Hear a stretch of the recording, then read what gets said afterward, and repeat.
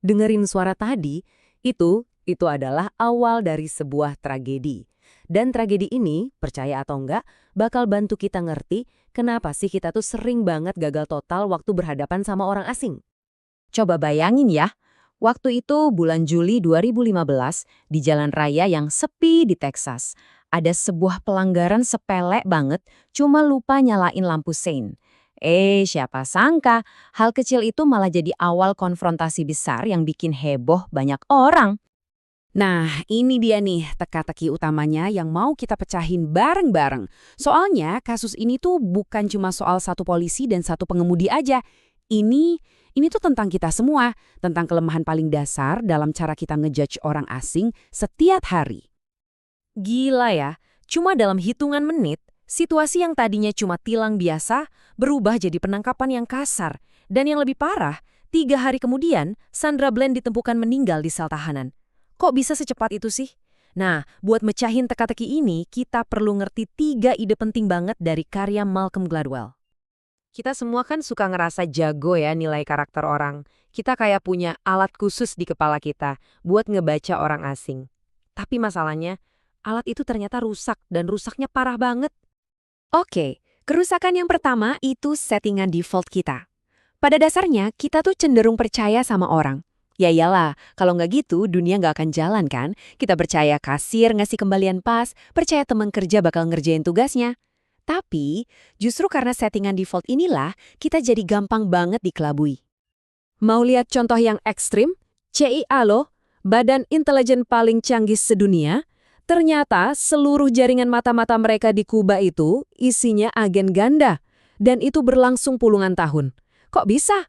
Ya karena itu tadi, bahkan para ahli pun secara otomatis percaya sama orang-orang di tim mereka sendiri sampai semuanya udah terlambat.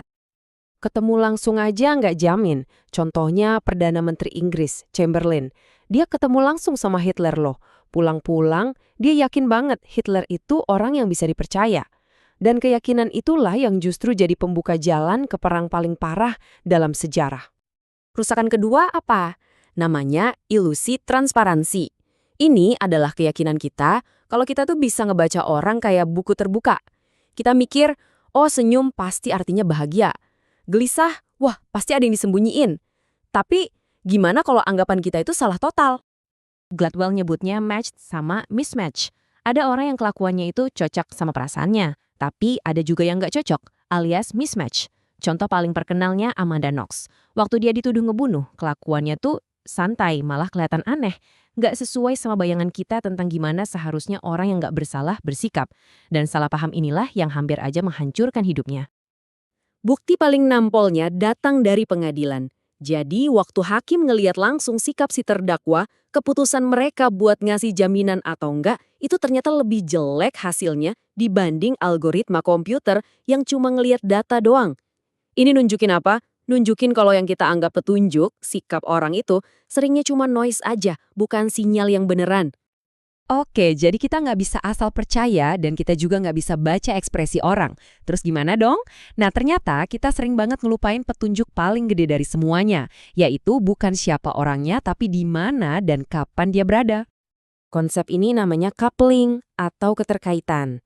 Gampangnya gini, perilaku kita itu bukan cuma soal kepribadian kita doang, tapi sangat-sangat terikat sama tempat dan situasi. Coba diubah tempatnya, seringkali perilakunya juga bakal ikut berubah. Kita lihat contoh yang tragis tapi kuat banget. Jembatan Golden Gate di San Francisco. Sejak jembatan itu ada, udah lebih dari 1.500 orang bunuh diri di sana. Seolah-olah jembatan itu punya daya tarik yang mengerikan. Tapi kuncinya di sini. Mungkin kita mikir, kalau dihentiin di sana, ya mereka bakal cari cara lain. Ternyata salah besar.